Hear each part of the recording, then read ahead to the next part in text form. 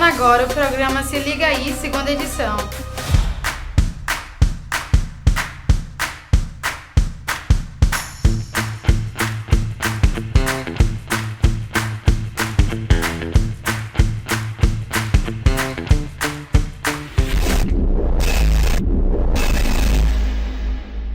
Nesse programa falaremos sobre o tema racismo. E aí, vamos conhecer mais sobre isso?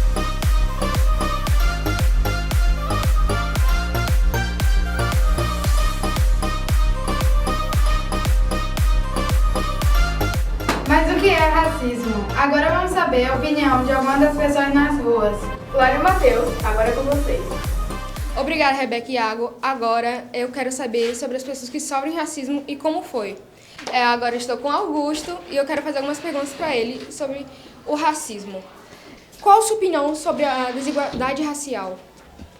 Bom dia para todas, bom dia para todos. Quero agradecer a Lara, ao professor Luciano pelo convite. Para mim é uma grande satisfação estar aqui com vocês hoje, né? Estudante do 8º ano, também sou professor do Fundamental 2, né, dos anos finais.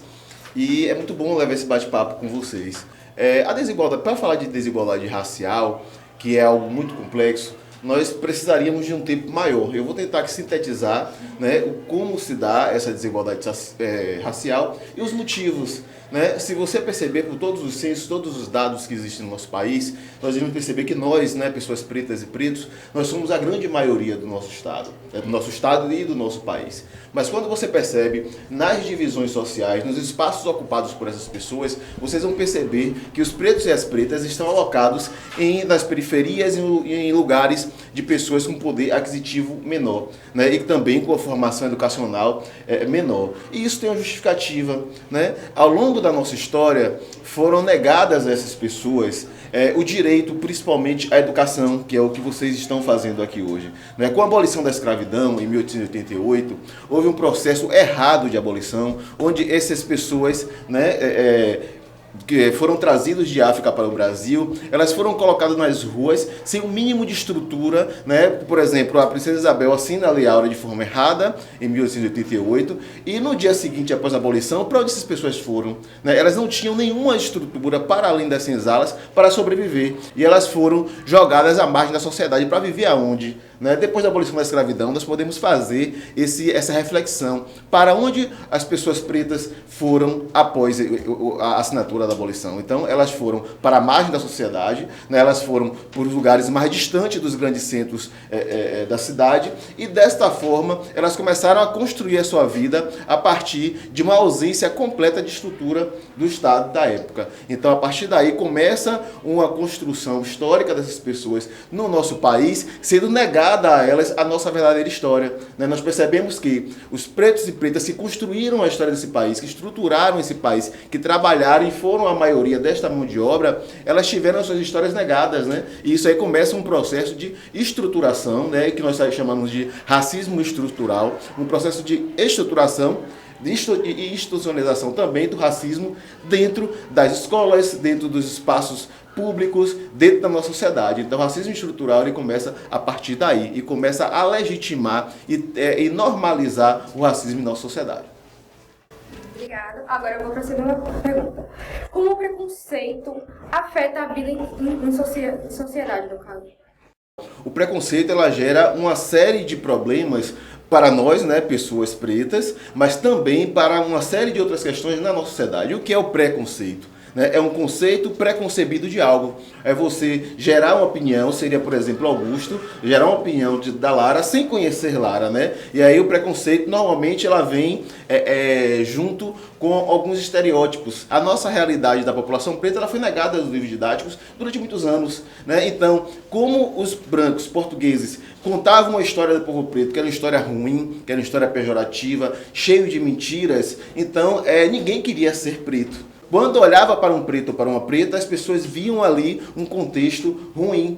Então, gerava para as outras pessoas, se você olhava e enxergava um homem preto, como é aqui o professor Augusto, já era ligado à ideia de que Augusto não era uma coisa boa, Augusto era ligado a algo de ruim. E a Igreja Católica, por exemplo, ela vem para legitimar isso a partir das escrituras, né, cristãs, isso na verdade falando de uma Igreja Católica de um período, na verdade, não tem uma relação direta com o que nós vivemos hoje, né? Nós estamos falando de um período específico onde a Igreja ela legitimava esse racismo, porque a ciência também legitimava, né? Já existia, na verdade, alguns debates na época onde falavam que o preto e a preta eles eram escravizados porque eles intelectualmente eles eram inferiores aos brancos, né? E nós sabemos que isso era uma mentira, isso era uma forma de justificar a escravidão daqueles povos aqui no Brasil. Então, este preconceito, este conceito preconcebido de uma pessoa gerava e legitimava essas relações racistas e essas relações que excluíam as pessoas pretas da nossa história, dos nossos espaços de poder.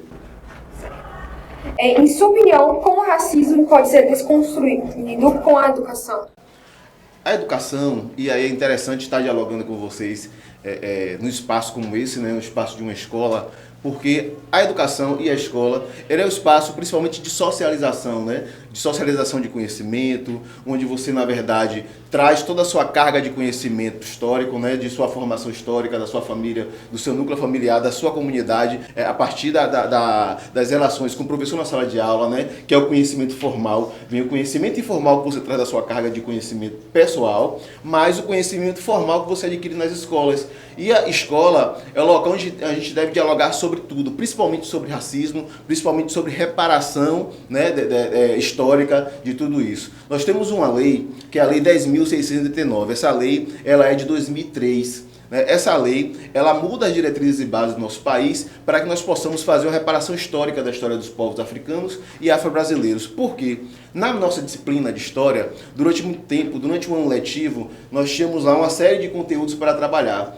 O continente africano, que sempre teve uma grande influência cultural no nosso país e no nosso estado, ele tinha um pedaço muito pequeno deste livro para ser trabalhado em sala de aula. Ou seja, nós, população de maioria preta e preto, nós não nos percebíamos nesse livro didático, nós não nos percebíamos neste contexto de conhecimento. Então, o que é que a lei traz? O conhecimento sobre a história da África, dos afro-brasileiros, elas precisam ser trabalhadas em todas as áreas do conhecimento. É onde traz a transversalização, né, da história da África, da história da população afro-brasileira no Brasil, e desta forma nós começamos, na verdade, a trazer a real história dos povos africanos, as reais influências desses povos no nosso cotidiano e na nossa vida. Obviamente que nós temos ainda, professor Luciano, um caminho muito longo para percorrer, para tentar, na verdade, diminuir essa desigualdade que ainda é muito grande no nosso país. Mas só de nós estarmos aqui hoje, dentro de uma unidade de escola, debatendo sobre esse assunto, e vocês, na verdade, preocupados com a construção de material que deve chegar a outras pessoas, no sentido de desconstruir essa história que foi durante muito tempo, né, propagada pela coroa portuguesa, pelos nossos colonizadores. Nós hoje temos um papel, não só meu, Augusto, enquanto professor de história, mas de todos vocês, enquanto estudantes, de desconstruir e trazer à luz, né, do conhecimento de todos nós a real história e as reais contribuições dos povos africanos para a nossa sociedade. Adorei essa resposta, viu? Longa, me lembrou de uma pessoa aí. Agora a gente vai para a última pergunta, infelizmente. E a pergunta é: qual o papel da escola da construção da identidade negra? A construção da identidade, ela vem a partir daí, né? Você não constrói sua identidade apenas vivendo no seu núcleo familiar e comunitário. Você constrói no final de semana, quando você vai na pracinha. E a escola, ela é todo esse ambiente que ele recebe todas essas cargas. Pense quantas cabeças tem aqui dentro hoje e o que vocês viveram nesse final de semana. Pense que chega na segunda-feira, você vai chamar sua colega de escola e vai contar a resenha que aconteceu no final de semana. E tudo isso é a construção de identidade, né? Então, quando você olha para o professor Luciano, né? Luciano chegou aqui na escola também com a carga de conhecimento que ele traz da família. Independente do conhecimento acadêmico que ele traz enquanto professor, ele traz também conhecimento de vivência. E aí começa o processo de construção das identidades. Por exemplo, se nós olharmos para este bairro que nós estamos aqui hoje, que é o bairro da Itinga, nós temos um percentual muito grande, né, de pessoas, de pretos e pretas, né? E nem sempre, há anos atrás, eu posso falar com muita propriedade, há anos atrás esse debate sobre a africanidade, sobre as influências dos povos pretos e pretas, né, dos nossos ancestrais escravizados, isso era discutido muito pouco nas escolas. Né? Por que muito pouco? Porque o espaço delegado para este debate era o espaço apenas de uma disciplina, que era a disciplina de história. Né? E todo o conteúdo que nós precisamos aprender com essa matéria, o tempo não era suficiente para trabalhar. Hoje nós estamos dedicando um tempo maior, porque nós entendemos que essa identidade construída na escola, ela constrói no dia a dia. E se você está numa comunidade predominantemente preta, não tem como fugir das relações cotidianas, essa discussão, esse debate e este aprendizado. Infelizmente, as perguntas acabaram. Foi um prazer ter o senhor aqui, Augusto. Eu adorei todas as suas respostas. E é isso. Obrigada. Quero agradecer, principalmente ao professor Luciano, a Lara, você também, Lara, muito boa conduzindo os trabalhos, viu? Estou à disposição, precisar de qualquer atividade, qualquer questão. O professor Luciano está aqui, tem meu contato, é só avisar que eu estou à disposição de vocês.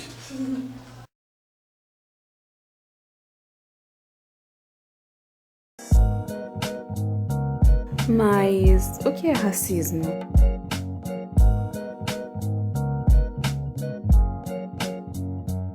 O racismo é a crença em que uma raça, etnia ou certas características físicas sejam superiores a outras. Mas sabia que o racismo difere do preconceito racial e da discriminação racial? Isso é porque o preconceito racial é o julgamento sobre um determinado grupo racial baseado em estereótipos que pode ou não resultar em práticas discriminatórias prejudiciais. Considera negros violentos e inconfiáveis, os judeus como avarentos ou orientais naturalmente preparados para ciências exatas, são exemplos de preconceitos. Já a discriminação racial é atribuir tratamento diferenciado a membros de grupos racialmente identificados. A discriminação tem como requisito fundamental o poder, sem o qual não é possível atribuir vantagens ou desvantagens por conta da raça. Ela pode ser direta, que é o repúdio ostensivo de indivíduos ou grupos motivados pela condição racial, como que ocorre em países que proíbem a entrada de negros ou judeus em certas localidades, ou que neguem visto de entrada a pessoas de origem árabe ou persa. Qual a sua opinião sobre a desigualdade racial? Na minha opinião, é muito difícil porque hoje em dia, por mais que a gente ache que acabou, não acabou a desigualdade. E nós vendo dia a dia no trabalho, nos ônibus, nas escolas, tudo ainda preconceito. E são coisas que eu particularmente acho que devemos acabar. Então, hoje em dia, né, a gente enfrenta realmente muita desigualdade racial, por conta que ultimamente também em vários lugares, né, a gente sofre infelizmente com isso, apesar que a gente já está no século XXI, mas ainda continua ocorrendo isso. Minha opinião não concordo, né, sobre a desigualdade, porque todo mundo, né, é igual. Como o preconceito afeta a vida em sociedade? Muita gente ainda não tem um reconhecimento da sua própria identidade. Então chega aqui com um cabelo crespo, mas que deu a química e aí a química destruiu. Então ela chega com o autoestima bem lá embaixo e isso tudo, né, contribui para o preconceito. Por quê? Porque essa pessoa ela ainda não se aceitou, né? Às vezes a identidade dela é negra e se você tem a identidade negra, é bom você reconhecer que suas raízes é negra, entendeu? Então a gente também tem um trabalho aqui no salão de que a pessoa reconheça a sua própria identidade. Aí você me pergunta, qual é a identidade? Se você é negro, o seu cabelo ele vai crescer com a raiz crespa. Se você aceitar, fica tudo ok, porque a pessoa quando ela está com a autoestima lá embaixo, nada fica legal. Até porque as pessoas lá na rua, né, contribuem para que isso aconteça. Se o cabelo dela teve um corte químico, eu não gosto desses cabelos. Nossa, trança fede, trança isso, trança aquilo. Isso é um pouco de preconceito. Infelizmente também a questão psicológica, também quanto de criança como adulto, então afeta tanto no colégio, a depressão também pode causar, né, por isso, e entre outros assuntos. Afeta bastante porque fica todo mundo receio, até de trabalho, de sair de casa, às vezes rola até bullying, coisa e tal, quer dizer, são coisas que não vai levar ninguém a lugar nenhum. Em sua opinião, como o racismo pode ser desconstruído com a educação? Então, como vocês hoje mesmo estão aqui, né, falando sobre, essa daí também é uma importância, também está no colégio, né, hoje em dia, falando mais um pouco sobre o racismo, para o quê? Para as crianças de hoje em dia entender, né, a importância do racismo, que é errado, e como passou também até mesmo no jornal de uma criança, né, que foi abusada, né, teve esse racismo. E o importante, né, que os professores falem, vocês entendam também, né, a importância, porque não é só em setembro que deve ser lembrado, né, da importância do racismo, mas sim todo ano. Com a educação transforma tudo, porque através da educação nós vai ter mais valor cada um com si e com o próximo. Qual o papel da escola na construção da identidade negra? Eu acho que deve ter bastante mais palestras, que ultimamente não vejo muito isso, e também mais formação.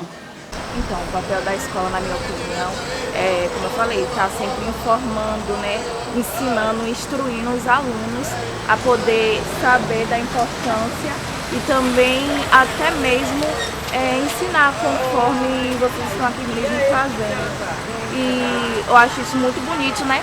Porque nem todos os colégios, infelizmente, abordam esse ponto ou ficam falando esse ponto, né, do racismo. Então, a importância, né, é instruir todos os alunos a poder aprender o quão é importante saber da importância racial. O racismo também, ele vem de dentro de casa, né? Quando eu era pequena, eu tinha apelidos. E apelidos que me magoavam muito por eu ter o tom de pele negra. Quando você é criança, que você dá apelido a uma pessoa do tom, uma criança de peles mais escura, né? Ela vai levar aquilo para a vida, ela vai crescer com aquilo e se odiando. Então eu acho que os pais deveriam também fazer esse trabalho em casa, de falar para o filho que ela é negra e que o filho é negro e que ele vai ser pai de crianças negras. Eu tive uma filha, sempre eu tô falando isso no meu Instagram, que minha filha, por conta daquela novela Empreguete, ela queria ser sempre a Cida. A Cida era branca, né? E a minha filha é uma menina negra. E ela brigava com os coleguinhas para disputar quem ela era. Uma vez eu prestei atenção. Aí eu disse, mãe, mas você é a Pinha, você é negra, olha o seu cabelo cacheado. Ela, não, eu quero ser a Cida, eu quero ser a Cida. Eu conversei com ela. Você não gosta da mamãe? Aí ela disse assim, gosto. Você é branca? Ela disse, não. Mamãe é negra, teve você que é negra, entendeu? Então, sua filhinha será negra, ela não será branca. Então, você é a Penha. E a primeira boneca da minha filha foi uma boneca negra, no qual eu vi que todas as pessoas da minha própria família falavam, boneca de macumba. Ai, que boneca feia, entendeu? Então isso tem que ser desconstruído primeiro dentro do nosso lar. E obrigada a todos os convidados por esclarecerem sobre o tema racismo e sua grande força destruidora.